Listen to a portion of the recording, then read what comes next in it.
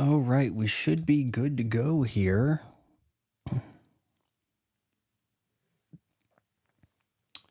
this running?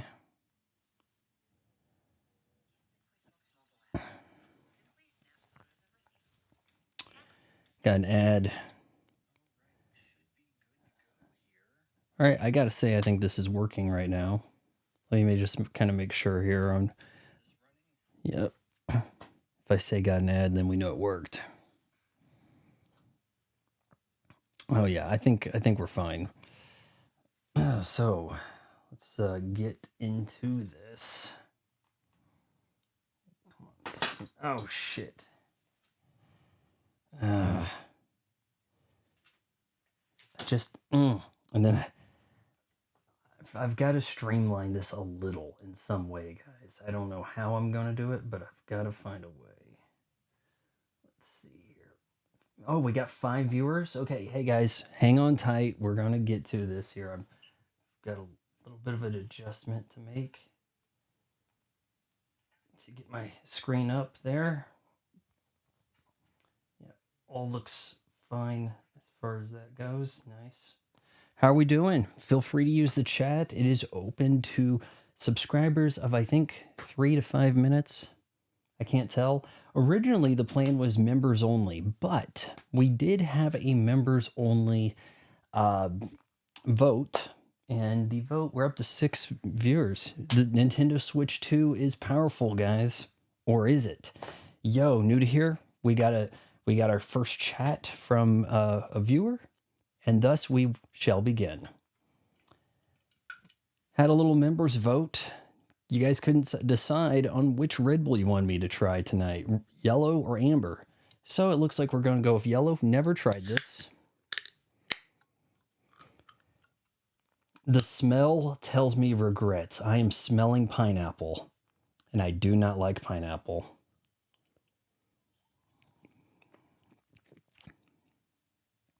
It's pineapple. So how are we doing? Welcome to the stream. It's your boy, Legendary Badass, here talking about the Nintendo Switch 2. Electric Boogaloo. Let's go ahead and jump into this. I've got a browser pulled up here, and this is over at IGN's coverage. Yesterday we had our big announcement.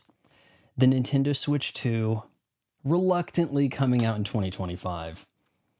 I think Nintendo had to do this because there was getting to be too many leaks, and we still have more leaks trying to confirm different things. And I'm getting thirsty, and I am questioning whether or not I want to continue drinking this. Thankfully, in the 3 dozen Red Bulls I bought yesterday at Target for $10, there was only 2 of these.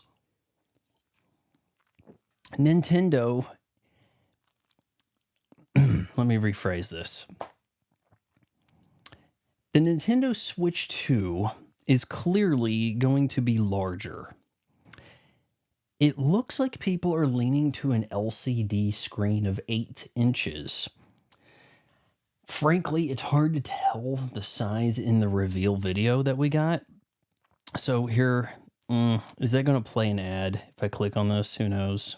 Probably, yep. And we don't want to see that. Edit this part out later. Ready for game day? It's going to be. I don't think I set this for having sound on during the thing. We're going to just go ahead and mute that because I know Nintendo likes to get very upset about stuff. So we'll kind of see how this transforms. There we go. Oh, hey, it's the Nintendo Switch. You love it. And it got bigger. I'm thinking it's going to have to get skinnier in some way, but that remains to be seen. It certainly looks bulked up, does it not? We still have a headphone jack. Somewhat surprised that gamers insist on the headphone jack as much as they do. Do we all use wireless headphones? Oh, we've got the stand built in, and look, the Joy-Cons are big. We know you're getting older. We don't want to give you the carpal tunnel. Let's extend this out. Extra buttons. So now we got, 4 shoulder buttons here? Possibly even triggers it looks like we have a trigger included, at least on one end. It appears that way. I'm almost willing to think that by moving that analog stick around like that, they are trying to suggest Hall effect and give us some super reliable analog sticks. There was talk, oh, hey, it's zipping across the surface. It's indicating it's going to be used as a mouse, which would be intriguing. That would be Nintendo's way of throwing down the gauntlet and saying, hey, PC kids, we hear you. We're coming after you. There we've got Mario Kart, and it looks like we have a bigger starting block. So some people are speculating, hey, 2 dozen people in a race in Mario Kart 8. Is that what they're calling it? Is it 8 or 9 or something? Because let's see, it was 7 that I had the world record in. That was the 3DS. So then we had a game after that. That was a Wii game that got upgraded. We'll play your Switch games. There's talk to expect certain things out of this. First party output, Switch era. See, we had a Mario Kart 8. So why were people talking about 8? Will it be called 9? It'll probably be called something else. There is otherwise pretty mum on the words. Even if we go over here to CNET, they're not saying a whole lot in regard to specs or dimensions. But you do have, is it D-Brand, I think, had maybe unintentionally leaked skins that they're making for the controllers and stuff. Look at how beefy that controller is. You got like, it's like holding the Duke again, isn't it? And I don't have a controller on hand. Von Fry doesn't have a controller? What is this?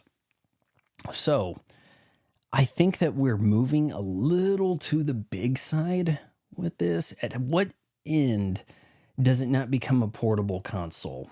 Your Switch, the whole point is you're switching. It is condensing your on-the-go 3DS Game Boy lineage with your Nintendo, NES, Super Nintendo, N64, GameCube, all that stuff, condensing that into one item for you to get your Mario fix. But if it's too big to be moving, are people going to leave this in the dock? I don't know. Frankly, look, in case you didn't figure it out, I'm not a Switch player. So when I've seen people playing Switch, I've always seen them holding the Switch. And that leads me to think that people enjoy looking at the screen, that we will probably actually get an OLED with this, that we'll probably actually have to downsize to make a more portable Switch 2 for the cost-cutting measure, try to knock this price down. And what kind of price point are we looking at here? Because in the realm of functionality, the Switch 2 really seems to be going after something like the Steam Deck. Is it not? I mean, it's a big beefy thing here, and it's surely not going to have Steam Deck specs. So I think it's CNET over here is actually saying 12 gigabytes of RAM, could try to make it at least as powerful as the Xbox Series S, so that it is not playing another gen behind fully. But this is not going to be a full next gen step. It's not going to be a PS5 Pro. I think, if I had to speculate, 120 hertz OLED screen, and we could be looking at $600 MSRP, trying to undercut the like top spec Steam Deck in some way. So let's just actually type that in, Steam Deck. And maybe I shouldn't even be showing you guys that screen. I don't know. Steam Deck. What's a Steam Deck priced at? And can they move these down? 1 terabyte OLED. You probably won't actually get a full terabyte on board, and it's 7.4. So if we're looking at an 8-inch, it looks big. It looks girls, you know about 8 inches. Can you maybe size it up better than me? And there is talk that this new Switch seems to have 2 internal fans and could draw less power than the original Switch. The hope being more battery life, so longer playtime. They might really be banking on people actually playing at the full Switch rather than docked. They might be betting on that. It can't possibly go for 400. Not when the original launches at what, 300 and kind of maintains that price. Oh, we'll include a game, but it's still 300, right? But it was such a hot item. They could get away with 500. Nintendo could do 500. New to here. You didn't really miss much. Me talking to myself about the Switch. But yeah, guys, keep the chat rolling here. Oh, of course, the Switch will include the docking station. So if you get the docking station and you're not quite as powerful as the direct competition in form factor, but you're $600 and you have that exclusive Nintendo first party, it's really the Nintendo first party and their acceptance of becoming a third-party platform that keeps Nintendo afloat. If you want Mario, Zelda, Samus, all that ilk, you have Pokemon, you have to get a Nintendo if you want to play the new stuff. And that is the smartest business decision Nintendo has.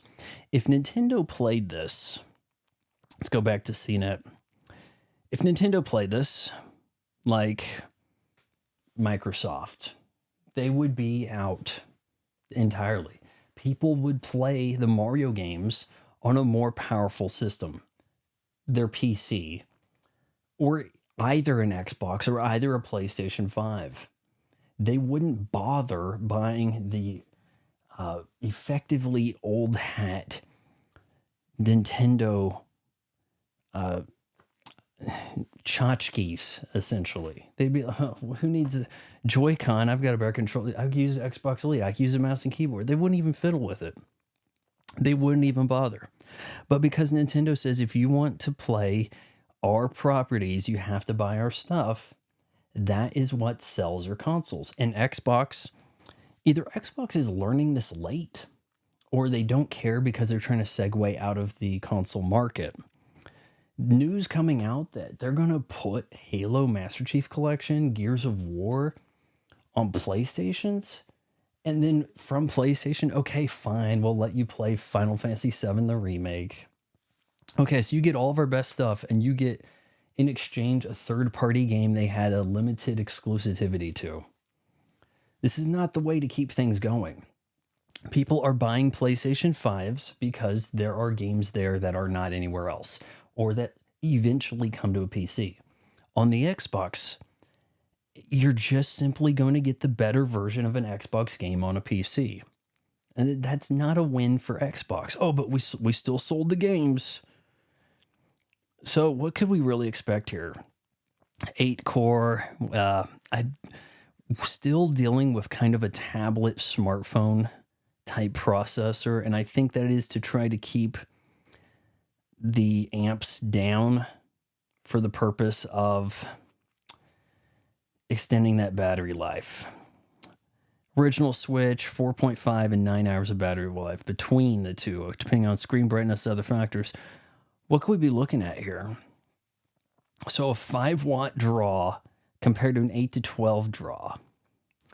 I swear if you go with OLED, I think you're going to draw less watts and actually be able to game longer. But I don't know if they're down for that, you know? It's amazing. The first Switch sports a single USB-C port, and we're still on USB-C. Because who would have thought that a slim connection that can't be plugged in wrong would actually prove to be pretty effective and something we can stick with? A mainstay in the industry, so much so that Apple was forced to go with it. Otherwise, you got more ventilation, right? And yeah, I really don't see a whole lot else we can opine on other than what we can speculate. More people playing Mario Kart. Is that a good thing or a bad thing? Does that mean more blue turtle shells? Does that mean if you actually are good, you're going to get stiffed with more bananas and, have to pray for the blue turtle shell not to hit you during a jump? I think that we're not going to get the full 4K experience that we would hope. In fact, you might actually be lucky to get 4K 60 frames per second on the next generation Mario game. The next generation mainline Mario game. You may get very lucky, and that is going to be with some really dumbed down redundancy in the effects in order to get you to that 60 frames per second threshold. Would Nintendo be inclined to offer a high frame rate mode, 120 hertz Mario, but it's going to look a little more Wii U or something like that, will it? Trailer says at the end it will have 2 exclusive games. It's going to have more than 2 exclusive games, but they have to try to migrate people away from the Switch 1. So in Nintendo's branding, did they not learn their lesson here? Remember the Wii U? It's not the Wii. It's the Wii U, guys. It's not the same thing. Now they have to go, but my son has a Switch OLED. That's a Switch? Oh, it doesn't play Switch 2? Well, how was I supposed to know? Is this going to confuse more grandmas? Is that where we're headed with this? I think it was IGN had a lot of screens to look at here. Yeah, let's pull up some screens. We've got a Speak No Evil on Peacock. Let's see, how are we going to switch here? There's Mario Kart.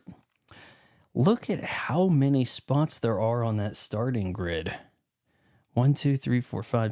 Is that 6 apiece?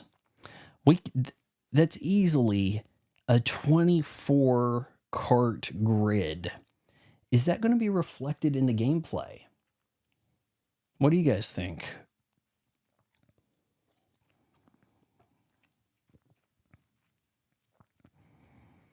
Some people are upset that Nintendo's not doing re-breaking the mold and doing the next wild thing. It's holograms in a headset.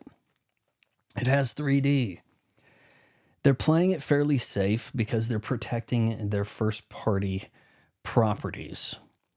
They have the means to make hit movies now, and they're saying we've got to give this stuff a little bit more polish, a little bit of incentive.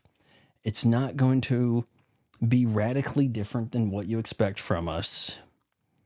We're not going to make you have to sit through hologram Mario in order to play the next Mario game, right? People were also looking at the rails in which the Joy-Cons go in. There's talk that they could be magnetic. I'm not sure about that. I think at the price point, it's reasonable enough. I mean, a lot of the rest of it's plastic, right? Vaughn, for crying out loud, meaning 2 games will come with the system. Fine print that. Will it actually have included 2 games? And by included, you know damn well it's going to be a digital code you enter because they're going to try to work this out in a way that you can't resell that, right? Surely, if it even goes to that far, what would the 2 games be? Did we only really witness Mario Kart there? So, a fresh Mario Kart or it has to be a brand new Mario Kart, right? Because the current Mario Kart is a deluxe version of Wii U Mario Kart. And the crazy thing about Mario Kart is a Nintendo console gets 1 Mario Kart. They don't do a second Mario Kart 64. There's not a second one for a generation. So that's kind of wild. Yeah, look at that rail right there. I think that these Joy-Cons, they're going to slide in magnet-wise, and never had any kind of quality issues with a Nintendo product. I don't think people are going to have major issues with plastic railings breaking and a magnet, whatever. This is not an Xbox thing, guys. I think most people are going to like these Joy-Cons, that these will be improved upon Joy-Cons. Surely Nintendo will say something like, we fixed the analog stick.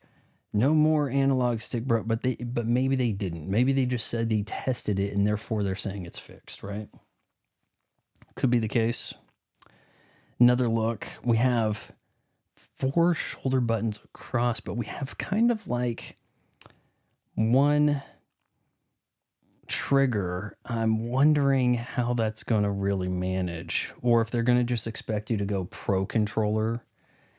And if you have a compatible Pro Controller for your Switch, I would assume that all the Switch peripherals will still be compatible with the Switch 2, especially since they want to say it has full compatibility with the original Switch. It's at the end of the trailer. I'm betting Mario and Donkey Kong, or it'll be an old classic that hasn't been resurrected for... There was some talk about a Donkey Kong HD Returns. What is it, like Returns? It's kind of silly. But plays Nintendo Switch 2 exclusive games, as well as Nintendo Switch games. I'm going to lean forward and read this.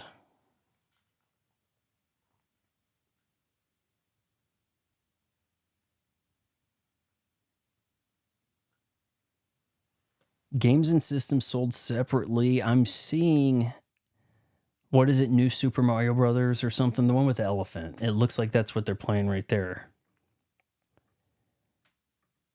You said it includes 2 games? I think it's saying it plays Switch 2 games, not that there are 2 games included.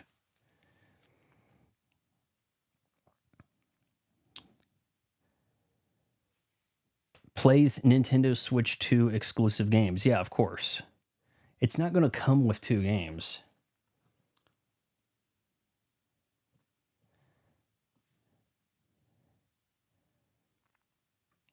All right, what am I missing here? Where are you seeing it comes with 2 games? Yeah, I don't think so, buddy. Did you watch till the trailer ended? By the way, the music sucks in the trailer. Yeah, I have a feeling that Nintendo will come down on you for having that music on, so we've got to like tread carefully there, right?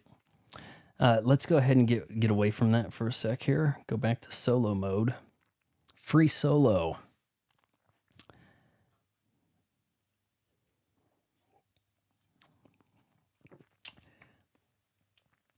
I believe I misread. Thank you, new to here. Have me going, no, didn't you say it's going to be... No, because, hey, if you misread, your mom misread. And that means your grandma misread. Which means parents are going to expect 2 included games. And then they're going to feel left out. Like, what did... I thought it came with 2 exclusive Switch games. It says Switch 2 exclusive games. It plays them. Yeah, so that... Don't be surprised. I don't really like the name Switch 2. It is more of the same. It is a more powerful Switch. I don't see it doing anything different than the Switch. This is kind of like when they beefed up the 3DS. And they said, no, there's just a couple of games you can't play on the normal 3DS. You got the one with the more power. How did that really work out for them? You can be wrong, you're human. How did the 3DS sales work out in the long run with that, what was it, new 3D? Did they call it new 3DS? Was that the beefed up 3DS? It's kind of wild. It was easier to keep track of a Game Boy, right? Game Boy Advance. It seems like, well, we had Game Boy Color. What does the Game Boy Color do, right? Game Boy Advance, DS. It is better to migrate to DS, and though you lose the Game Boy brand, Maybe they feel that the Switch brand is so strong they have to retain that. Is that a possibility? That Nintendo's bean counters are like, what are we going to do? The Switch is working really good for us. Let's not jump off the horse just yet. It would be the follow-up console that would have to break the mold, right? Surely. Because, by the way, a little bit of NOS. A little bit of NOS type flavor in that. Maybe NOS is pineapple. Maybe that's why I'm getting a little bit of NOS in there. Regular Red Bull preferred, but I think, will this be a hit? Man, that price point, it can't be $300. They're not going to go that low. Not in this economy. Could they swing a $500 price? Can you imagine asking your parents when you are not even in middle school for a $500 game console? God, like, why? It was like when I was a kid, why even bother asking for a 3DO? I mean, it was like $700 in 93. Completely beyond the boundaries of Fantasia for a Christmas gift.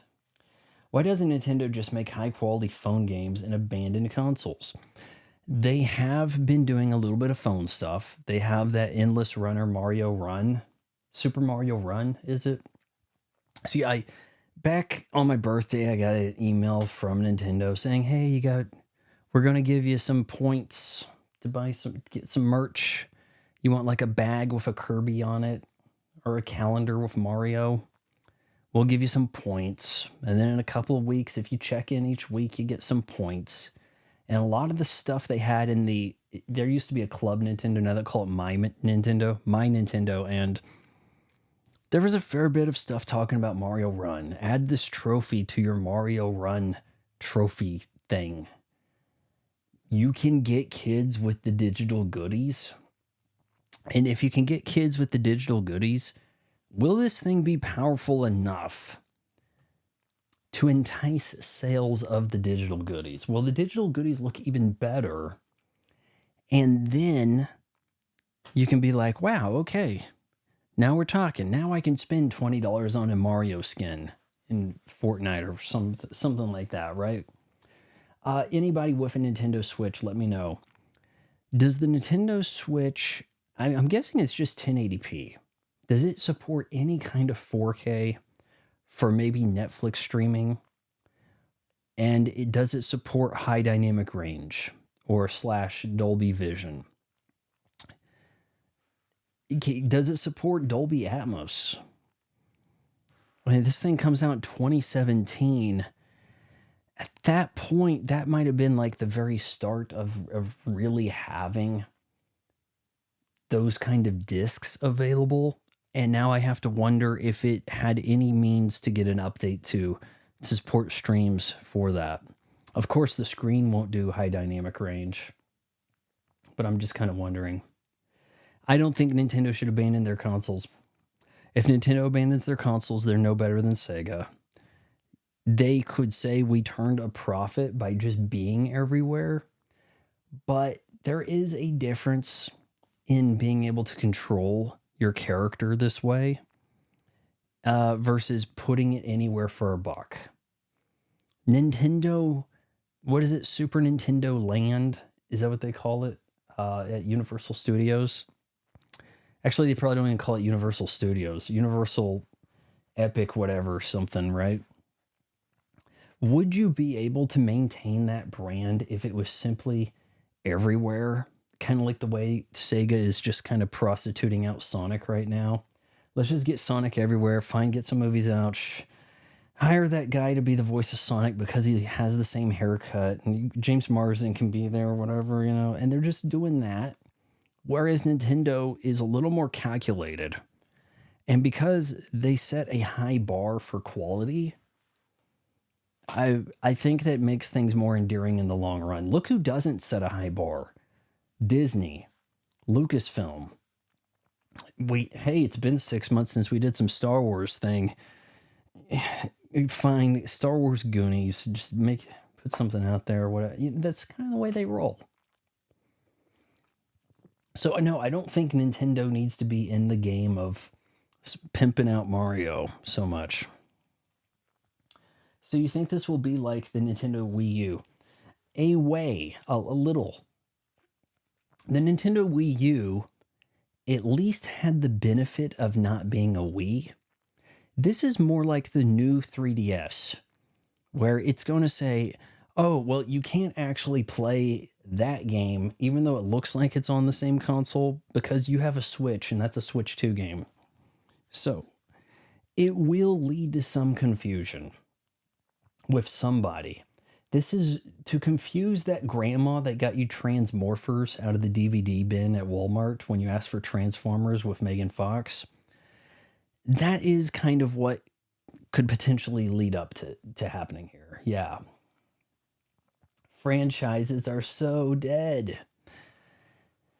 If it wasn't for all of us in the middle of flyover country having to talk about this stuff or a franchise, what would we be doing, right? Because people have to talk about the things people are talking about in order to get anybody to watch their stream, right? In order to get anybody to buy in and get the memberships. So what would we be doing if there wasn't somebody making franchise out products somewhere for us to talk about? Would we be creating our own comedy sketches? Shit, people tried that. Remember YouTube 1.0? And then some people looked like they were going to take off and they didn't. But franchises, man, it's wild to think what even is coming out in 2025 for anyone to care about. We have Warner Brothers is trying to do something again with Harry Potter to the extent of, well, we basically did the books verbatim in movies. So what do we do next? I don't know. Oh, hey, Lord of the Rings is remaking Lord of the Rings, but on streaming. So as long as we change the medium, we can get away with whatever. Remember last week when I said the next James Bond's going to be black, so long as he's streaming? Harry Potter, hey, let's just DEI up the whole cast. That, I'm telling you, the James Bond, Barbara Broccoli, she's looking at that stuff going, hey, they went to streaming and they did something way different and they, whatever, still made money. That's all you got to do. You go to a new medium and now we get to rewrite the rules. It's kind of how it goes. Be right back. 2 minutes, technically. What are you saying here? Name any still running film franchise that doesn't have cancer. This is not Red Dye number 5. Come on now. I thought I looked at some of these ingredients. Nah, man, we've got... we don't actually have any dyes in this. At least not that I can see. I think we're kind of good on the dyes. Teddy, how's it going? Or are you drinking red dye number 5? Red dye number 5. That sounds like a pretty damn good name for an energy drink, does it not? We already know red number 4's banned. So that would be like the... Oh, wow, this is the edgy one right here. Red dye number 4. Red dye number 5. Rolls off the tongue. M&M Red tasted bad. M&M Red candies.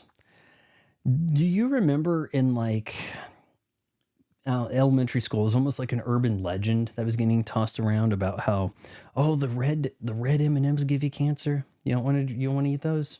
And then be like, what? And then there actually was some kind of truth to the story that they did recall them for some reason. It's kind of wild. I think that that wasn't... somebody will have to look. What dye are they using on the red M&Ms now? And if you read... I'm running into a lot of red 40. And I'm wondering if red dye 40... if that gets banned, We're just not going to eat red food, you know? There is another red dye name, and I can't remember the name of it.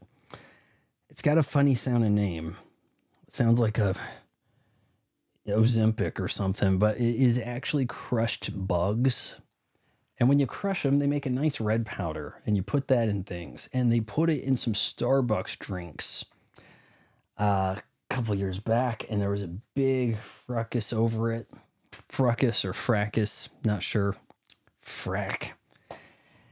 And people are like, no, okay, we want the one that is toxic or whatever, or gone or something. Or we want the vegan answer. Okay, fine, we'll give you the bug. We'll give you the bug guts. And they're like, no, maybe not that either. So you just can't tell people what they're getting. So that, yeah, it's kind of wild. I didn't really have a lot in the way of movie or other game stuff to talk about this week. I think the Nintendo Switch reveal leak, you would think that if they were revealing that, they would show off more than one game, let alone some actual gameplay. Okay, Mario, he's going in a straight line and there's a few guys behind him. You don't want to tell us the name? I mean, I thought that you were supposed to show off all this whiz-bang shit when you're revealing this stuff. I feel like a lot of this was, oh man, they're leaking this stuff. Just put something out there, guys. That's what we got to do. So yeah, just look, we haven't really ironed this out yet. We're just give them something. We'll say 2025. Now, it didn't say holiday 2025. If it's holiday 2025, you know that means Thanksgiving. So does that mean that we could be getting Switch 2 in the summer? Right? That's not the new thumbstick with the moving parts on Switch 2. That's not the new thumbstick with the moving... There's a new thumbstick with moving parts? They got some stick with a second stick in it. Well, I'm not familiar with that. I mean, for a while, we've been able to push down on sticks. L3, L4, I think they were calling it. Actually, was that... Or were they just... No, L3 and R3 is what they were calling it on PlayStation.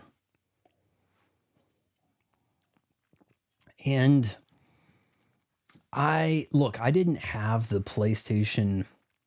I hate saying PlayStation 1 because it was not a PlayStation 1 when it was out.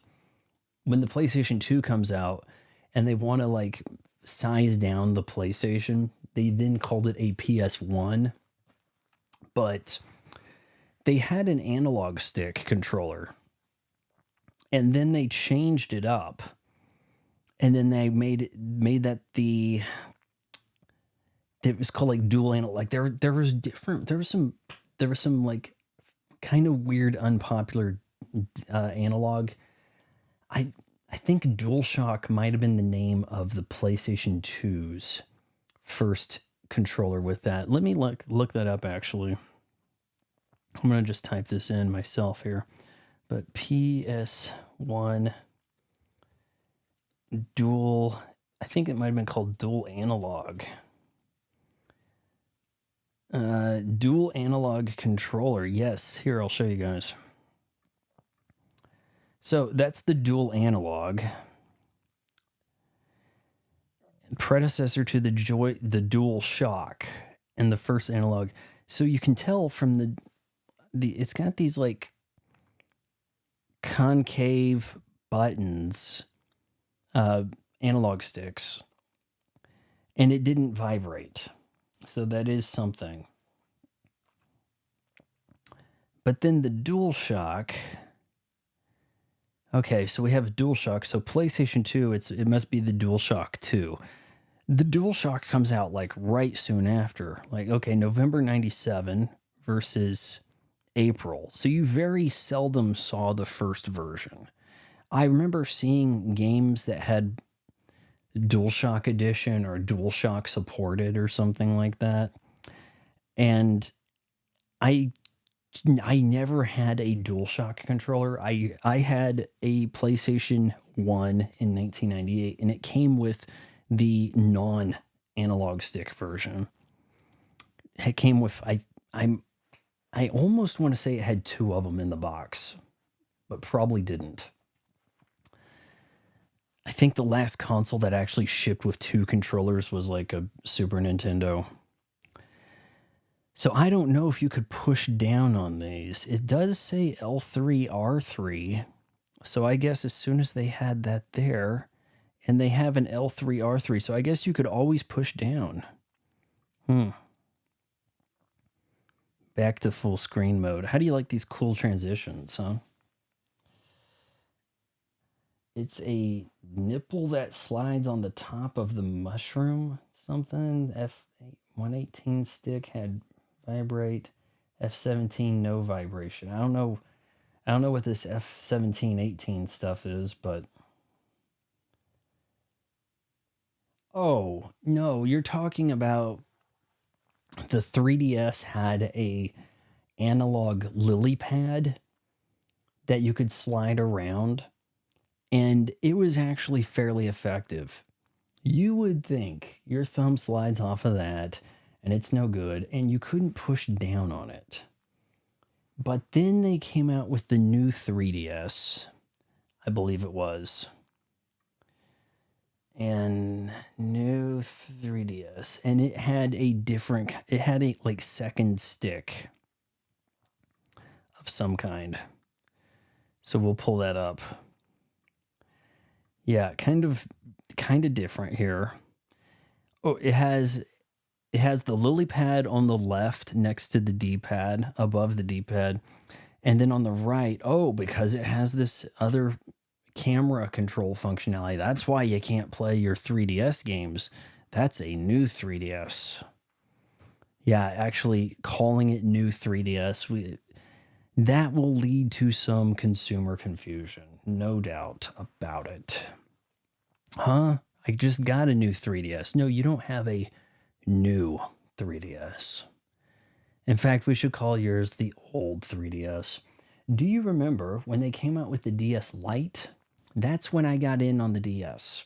I got a DS Lite, and then I got a DSi. I think the DSi had a bigger screen, and maybe it was brighter. But I don't recall it doing much else. And then ultimately you get the 3DS and you kind of have all the DS capabilities, except I think the DS Lite might have had a port to play Game Boy Advance games like underneath, just jam underneath. And then at some point they got rid of that. Maybe the DS Lite had that and the DSi didn't, but the 3DS certainly didn't. But the 3DS could play the DS games, no real problem, just not in 3D. Kind of a shame that Nintendo abandoned the 3D thing when it looked like they were really starting to iron it out with the 3DS. And then they started to go like 2DS, remember? That was a real shame. So, yeah. Wah, wah. Just when they were getting the eye tracking to work so you didn't have to look at the thing dead on center, and you could still get the 3DS effect. Here's the Switch. Oh, okay. Well, can you still whip out a stylus and play games like Scribblenauts and write on the screen? No, not so much. Can't do that. How do you even do Mario Maker on a Switch when it was really designed to be like a 3DS/2DS game and a Wii U game with a tablet that you are, building the stages on? And they thought, no, people don't want to do the touch thing. They were too upset about that. We have to just get back to you push buttons. Okay, I'm not saying every game needed to include that functionality, but some games it works better than having buttons. RTS, real-time strategy. Why not? And instead, shell out some kind of Princess Peach does some Showtime thing. Do that, right? Are we losing some gameplay functionality here by just saying, nah, just more of the same? Nintendo threw down with that Virtual Boy, and it was like, what are we doing? Is it a Game Boy successor? It has boy in the title, but it's not particularly portable. And then they come back and like, no. We've now got 3D with color, and you don't need to use any kind of headset. And I remember when Reggie showed that off on The Tonight Show with Jimmy Fallon, and it was like blowing Jimmy Fallon's mind. But this was before we understood that Jimmy Fallon's mind will always be blown, no matter what it is. But I mean, I thought that was actually a pretty good system. And I still have games like for the 3DS and particularly the DS that I need to finish, like Grand Theft Auto Chinatown Wars. How am I ever going to find time to get to that? I don't know. What film franchises do you miss the most? Hard to say about a miss. I mean, there's some where you wish they were back, but how many film franchises need a sequel? Like, look, what would a sequel to 7 look like? We actually have a brand new 7 4K release, and it's been touched up some using a little CGI to add some extra rain. There's a hair in Gwyneth Paltrow's face that's in the way. Or we had a stand-in for Kevin Spacey. Let's, touch that up. But otherwise, can you make tasteful changes to a film, or do you need to really draw a hard line? If it wasn't there in the theaters, you're going to have to call it a different cut. You can't just simply release the movie and be like, this is the only version you get with these changes, these fixes. I feel like when you fix anything, you need to start calling it a different version, just to be honest. How about franchises you enjoy the most? I'm not really sure I like most film franchises, even when they have movies that I enjoy, because it leads you to think that you're a fan of the whole thing.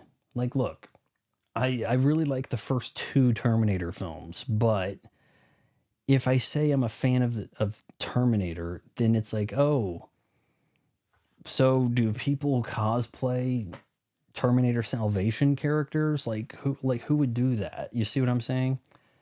There aren't a lot of unblemished franchises. We're celebrating, we've got like the 40th. Well, it's not really a 40th anniversary, but it's more like Back to the Future turns 40 in 2025. And I suppose there was a musical for Back to the Future, which I would rather Back to the Future, if we have to do something with it, put it on stage and make it a musical, fine. Because at least you're not rebooting the movie. Would this lead to a movie reboot as a musical in a bad way? Like, and I never got around to reviewing it, but what is it? The Mean Girls. There's a Mean Girls musical. And we have a little bit of this kick going where it's like, well, we kind of want to do a reboot, but what do we do with it? Like a year ago, there was The Color Purple, the musical movie. Could that be a way for them to like backdoor approve every reboot? Well, hey, at least it's a musical, so there's some justification. We didn't really ruin your childhood because we made it a musical. Got to go back in time. I'm going back. He's going back. He's going back in time. Like, what are we going to do with that?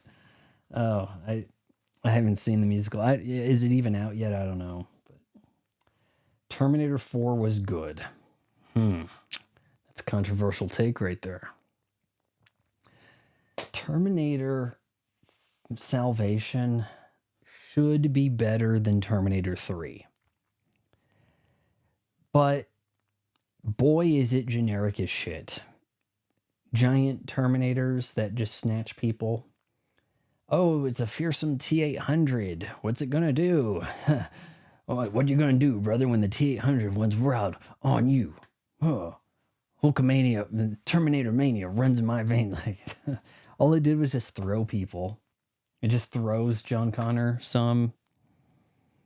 So it's supposed to kill, but it's like programmed to throw. It's a Throwminator. There was a lot of generic garbage happening in that movie.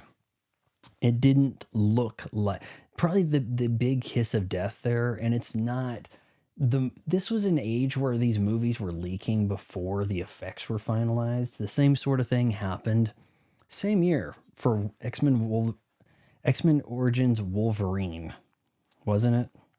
Yeah, I think it was the same year where, oh, the cut got released and that's why it didn't make any money because everybody was watching it for free online, which I don't think people are really that inclined to pirate now when they want the big screen experience. That's kind of the way I feel about that. But not the weird thing about the guy being on death row and he gets kind of volunteered to become the first Terminator. That's not what killed the movie. Or the lack of a proper Arnold Schwarzenegger. What really hurt the most was drifting from the vision of the future war. Also, Christian Bale thinking that he was making a movie on the caliber of the first two Terminator films. Oh, you're my light. Yeah, I turn the light on. You're my light. I'm in your light. No, it just goes on the rant with like this grip or somebody or the DP. That doesn't help. But you want to pin it on pirating and, oh, hey, that's why we have to release everything in China first. Because people won't pirate the version they don't understand. Shit, it's some weird justification for screwing over the American market. It's really what ends up there. Do you guys want a Terminator 4 commentary track? Because I'm looking at what are feasible commentary tracks here or stuff to do. I went over to Paramount Plus and I was ready to like try to marathon my way through some Hellraiser. They got rid of the Hellraisers. They had like a shit ton of Hellraisers and now they don't. And now I think they might be on Prime Video. And to even do a commentary track for a movie on Prime Video is an issue now. Because I don't know if you've seen Prime Video lately. They'll pull this number on you. This movie has limited commercial breaks. Thanks part of, and then you get to the middle of the movie. Your movie will air uninterrupted after this message. And that's the message. In the middle of the movie is a screen cut to saying that you can resume watching the movie. Not even an ad in the middle. Just did they sort this shit out a few months ago? Where they said, okay, you know what? People were kind of upset about the like commercial breaks in the movie. So what if we just give them some commercials at the front and then everybody can watch shit? And then I could queue things up for a commentary or whatever. And instead they said, you know what? Let's put commercial breaks in the middle. But if there's no ad there, we'll still call it a commercial break. So I can't really touch any of that shit. Eric Brown, good to see you. Hey, a paying customer. Eric, I don't know if you voted for Mountain Dew or Red Bull Yellow Edition here, but we got a couple of votes. And it was pretty close between yellow and amber. And we went with yellow. Just got in. My niece is enjoying Christian conservative fast food chicken.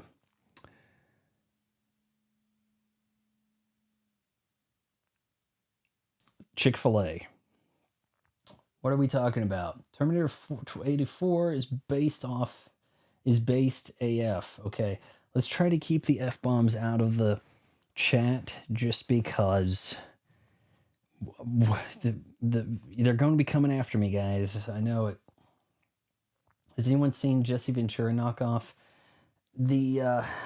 I think I know what you're talking about. Baracus or something, or Arrakis, something like this. It has a halfway decent box art but that's all I really know about. A Brachus, yeah, it was called a Brachus. It is so bad. They call me mellow yellow, quite right. Did you vote for the yellow? Because, man, I'm not liking it. But I will drink the rest of it because, hey, I got 3 dozen Red Bulls for about $10. And yeah, really can't beat that, guys. You can't beat that. Let me show you some stuff I've been watching lately. Guys, I do have a video recorded of Deadpool and Wolverine, but the video came out kind of jank because I got to work something out with this camera. I've had this camera for a while, and I've got it on auto, but I don't know if you noticed, but you see the blue behind me? Sometimes it kind of turns red when you're watching something, or reddish. The camera doesn't know what value it wants to really roll with when it comes to white balancing, and it will bounce between shit. Also, I have tried putting this in manual and everything came out really garbage. But I may try yet again. So I just kind of want you guys to know, Eric in particular here, since you're a member, things are coming. I did watch Deadly Circuit a little longer than it needed to be, and I didn't realize that Eye of the Beholder was a remake of this. They feel quite a bit different. Eye of the Beholder has a much more of a Hollywood, we have to have some action happen type vibe. But as a sort of mystery type thing goes, that wasn't too bad. And I actually watched this twice. Sudden Death with Jean-Claude Van Damme. And I watched it twice because this is getting to be a real problem here. Listen to me and listen to me good. Kino Lorber. You pulled this shit a couple times where you're going to have your like YouTube essayist type people or whoever, or hey, I'm a Hong Kong filmmaker and this movie inspired me, and we're going to do the commentary. And you record your commentary over Skype or Zoom, and it comes out like garbage.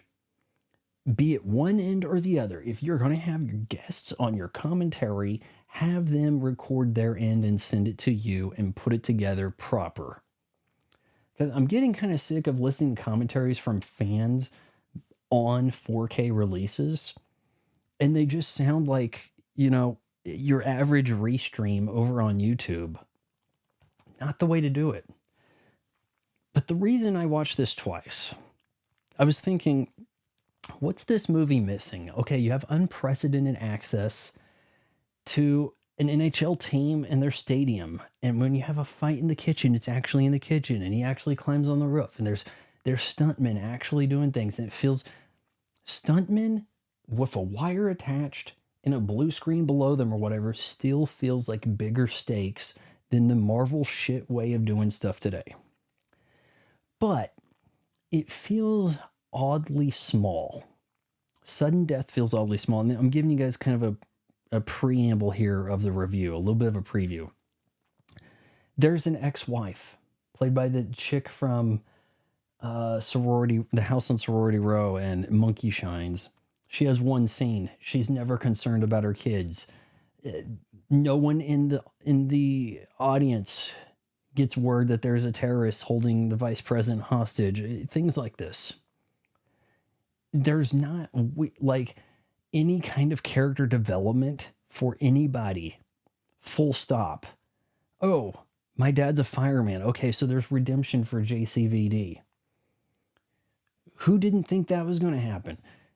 At least Bruce Willis, there's fun he brings so much to the character of John McClane that when you get a Die Hard on a whatever, Die Hard in the Die Hard clones, and you don't have a fun McClane character, then what are you doing? So very stiff JCVD in this. Oh, he's a firefighter, not a karate expert. Okay. So we limit his kicks. Does he do a lot of firefighter stuff? He knows a little bit about rigging and fires a dart at a guy. Not really a fireman thing. Could have at least used an axe. Could have hit somebody with a ladder. I don't know. There could have been a lot more to this film than ultimately there was. So I can see why people have some issue with it. And you have him have a buddy. Your diehard clones need a buddy that kind of like develops and goes somewhere or has some kind of redemption to them. So looking for a fantasy 80s film. It's called Paper, 1988. I do recall there was an anime called Read or Die, I think, and the girl's name was Paper. And I thought it was pretty cool. And I caught this on Cartoon Network. Must have been like around Christmas break, 03 or 04. And I kind of want to watch that again. So, but when it comes to the 80s fantasies, guys, I mean, I'm going to write out an extensive video review of this one, guys. So it's taking me a little extra long. But yeah, the 5-disc, all the bells and whistles. I have the giant book, all that stuff. After this stream, I'm going to have to get on putting out the podcast, because I did record a podcast today and it needs to go out. But I could do that tomorrow, and I did have my mom try to explain the Neverending Story. Whether or not I can edit that into a funny YouTube video, I don't know. So you are going to have to check out the podcast. And what's the best way to make me tell you guys to check out a podcast around here? Am I going to have to go to the YouTube thing here? And I mean, how do I best pull this up without causing some kind of problem here? Maybe if I, and then chat here, even here, somebody type out the podcast. See if you can race me to do this. Or can I pin this to the top? Even my mom has, I always capitalize the A. Podcast.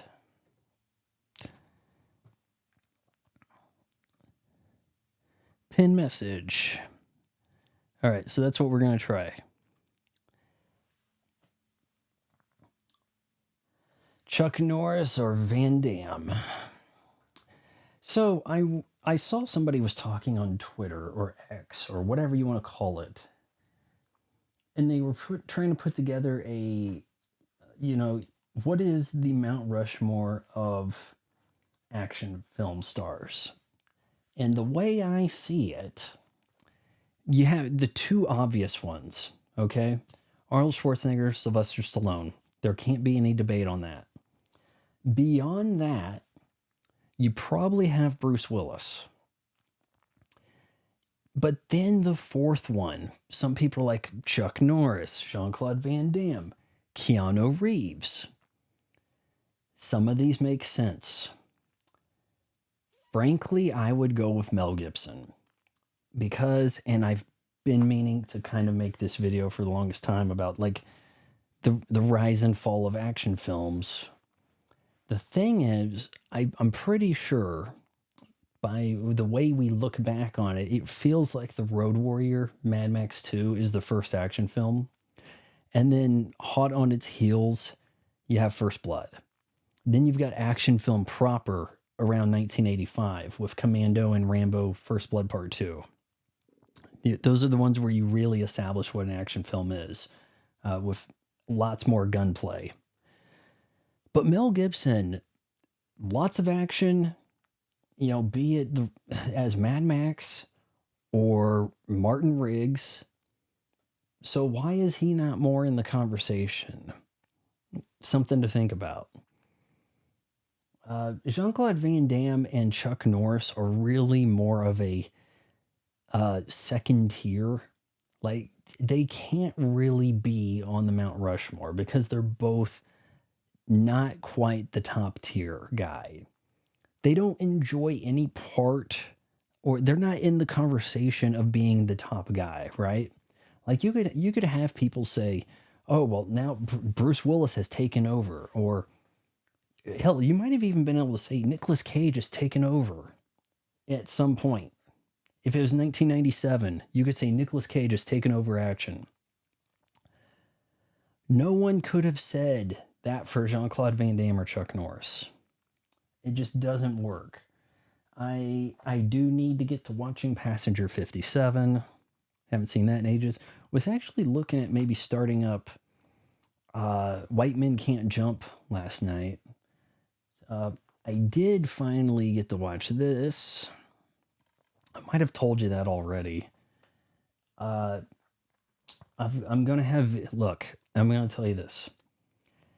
Videos for this, and in damn particular this one right here, there's going to be some differences between what's paywalled and not paywalled. So members only for some of this stuff, because the issue is if you do reviews on the edgier 80s and 90s stuff that we don't really have now, you can't monetize it, and you're spending a dozen hours for a video that you hope somebody watches only for you to get community striked, demonetized, possibly even banned for 2 weeks from uploading. So certain things have to kind of be paywalled if you want to get into them. And I'm hoping you guys understand that, and that might entice you to do the channel membership thing, because I don't see anybody doing the same shit, right? Like everybody's just, I got to put out another video about Star Wars rumors. So then who's reviewing this stuff, right? So I am getting to some of this stuff. The membership stuff, money coming in right now, it's not a ton. It is right now going, I've hired a guy to do a stop motion and animate a stop motion intro card for those director cut reviews for the memberships, so that I'll have something like special for you guys. I'm also considering maybe lifting my camera up and more walking around instead of sitting like I am. And I might change and go from a tripod to like a monopod that has some legs for stability, simply to take up a little less room and allow me to kind of walk around a little bit. And there might be some videos that could work for. Haven't really made up my mind, but let's see. What was everybody else talking about here? Is the film Paper House? I thought you were going to say Wesley Snipes, not Mel. Why would I say Wesley Snipes? I don't think Blade gets the credit it deserves at times. I actually think Blade is better than Blade 2. Speaking of Blade 2, I was looking around eBay at the Oakley over-the-top sunglasses. You know the ones. The ones, I think they made an appearance in the Dead or Alive game. Zach Wareham. They look very 2000s. I'll pull up something here for you guys. It's a wild sight for sure. Over the top, I think in Blade 2 they had a black pair, and the ones you would kind of see in use were a silver, and it was really more of a Olympians in use of them. Oh, come on. All right, so we've got this good product spotlight page. We'll see how this looks over here. Can't really pull that. Here we go. Yeah, this is kind of like if you saw this in a store around the year 2000, it probably looked like this. Silver with the kind of like amber lenses, or doing some kind of funky chrome thing. But I think the most notoriety actually came from seeing these in the Olympics. There was an Olympic runner that was running around with this. You kind of have to be bald to pull this off. No two ways about it. Like bald or really short hair. A white guy with hair probably can't get this to work. But there were some like vampire ninja assassins in Blade 2 that wore a black version of that. So yeah, something that I'm not saying it's a look that needs to come back, but there could be a way to rock that with some kind of cyberpunk boots, whatever. There could maybe be a way to have a cool look, right? Paper House. So you say this was an 80s movie? Huh. I'm going to have to look into this. I'm sorry, Vaughn, but you're competing versus Kevin Brennan right now. Oh, is that a guy you're watching? I'll see if Kevin will acknowledge your existence. Okay, so one of you asked about Clown TV or Clownfish, right? I did check out a couple of their videos. It's kind of a low effort thing where it's like there's a couple and they're off camera and they're kind of represented by static cartoons and they're talking about just kind of opining on whatever the trending stories are. It's a genre. It's played to death. It's not really something I want to get involved with. This is more of your guys' chance to kind of like ask me questions live type experiment. So as long as I have the viewers coming in, I feel like it's worthwhile. Would it be nice to get new viewers? Probably. But I can't seem to get that to work right. When I do the vertical lives that actually get your live stream kind of like shared more over on YouTube, like YouTube actually goes out of their way to show it to people. When I try to do those, it is glitchy, frame drop, audio cuts out, and is not worth the trouble. So there's that. Blade 2 should have been Morbius, the living vampire, or Whistler as a vampire. Yeah, even the way Whistler dies in the third film made it seem like they're gonna like pull something and be like, he was actually alive, or we found him at the end. Or it's weird how they very quickly come up with this, I can't do it, won't do you any good, they're becoming vampires, we gotta kill them. But we can, in some cases, we can unvampire somebody if we try. And it's like, okay, so which is it, right? But I do really like the vibe, like the tone of Blade. That is, and I'd have to look and see if that came out before Spawn. But it's pretty close. No, Spawn came out a year earlier, didn't it? 97 versus 98. But it is a hard battle to try to make a more serious comic book film in the wake of Batman and Robin. So,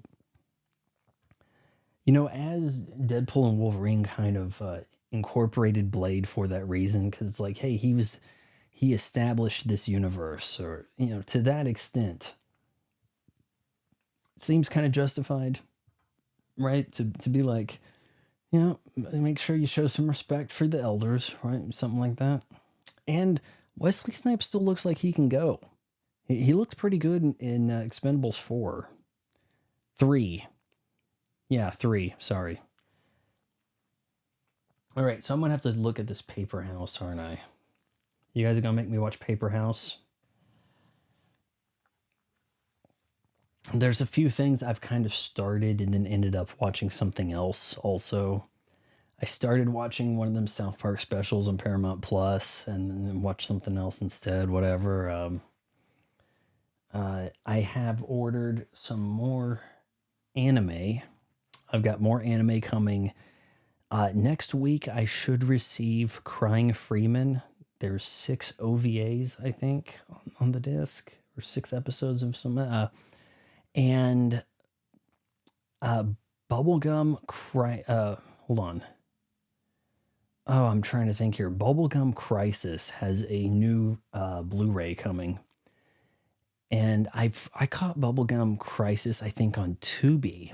And it didn't look half bad on Tubi, so I'm thinking it'll look pretty damn good on Blu-ray with a new Blu-ray treatment. And there's a sequel follow-up to Bubblegum Crisis called Bubblegum Crash, which I hadn't seen. And evidently, it is so hard to have come by that they've had a lot of this sell out, even at like $15 for the 3 OVA collection or whatever. So it's on back order.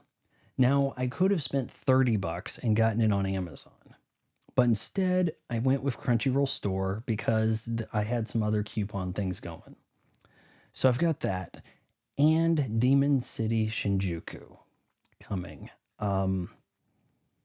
And that was pretty good.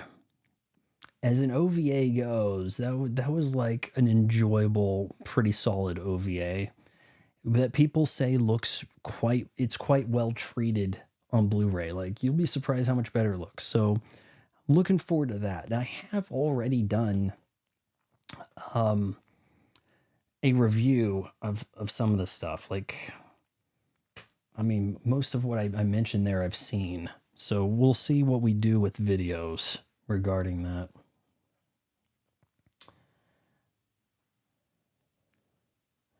Also, they never brought back Karen. Was that the girl from the first Blade?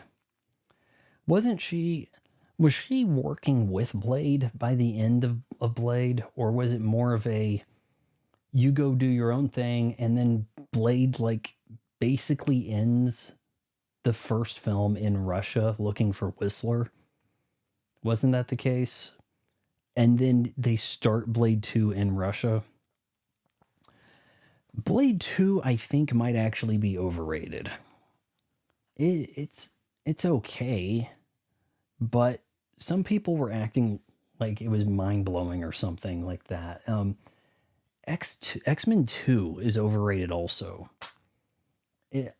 Okay, it's good, but I prefer the first X-Men film. I kind of thought they had an interesting enough plot going there. They had a pretty tough task of trying to make things relatively grounded, but everybody wants to give it the arrows for putting all the X-Men in black leather.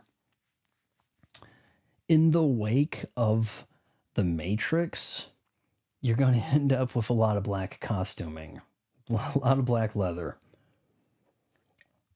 Funny enough, by the second Matrix, they're like, forget the leather. You can always identify the Matrix movies. The first one, Neo's in black leather. After that, he dresses very Eastern inspired. It's like a Chinese style black cloth jacket, smock, dress. I don't know what we want to call it. But yeah, crazy. How long has our stream been going here? I do have a, I can't really tell, about an hour or something. I've got a podcast I need to put out. Gonna have to watch something. I got to write up a big never-ending story 4K review thing, because not enough people are talking about that. I mean, when I did my unboxing like a week ago, and by the way, the thing released like about a month ago, there wasn't an unboxing of that Never Ending Story limited edition on YouTube, which is pretty surprising to me, at least. Is the movie, like the franchise, just not big enough? It's not something they kept alive with, a reboot here and there to keep things going, to grease the wheels. Kind of wild. So yeah, I'll make a big video on that and it'll die because people will be like, oh yeah, that's a boomer movie right there. Yeah, only boomers remember the mid-'80s fantasy films, right? So that will be a thing that happens. I probably even before that, we'll have the Deadpool and Wolverine out because I want to talk about how it got restocked. Kind of think that's pertinent information right there.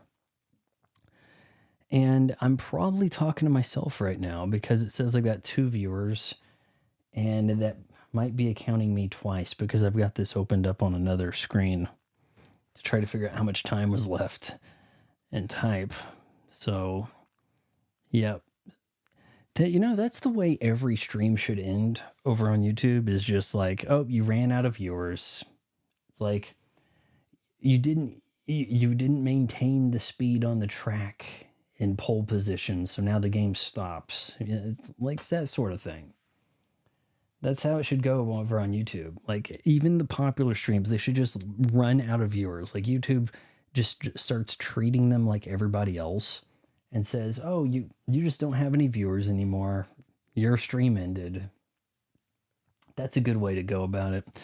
Okay, well, no one's saying anything in the chat, so I guess that's it. If you made it this far, wait until marriage counseling.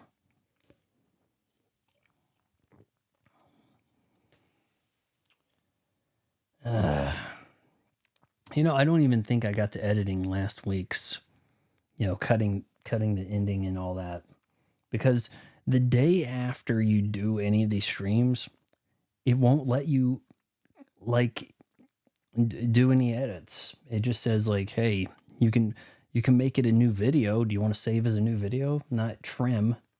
You can't trim and save until like 2 days later on one of these lives. It's kind of crap.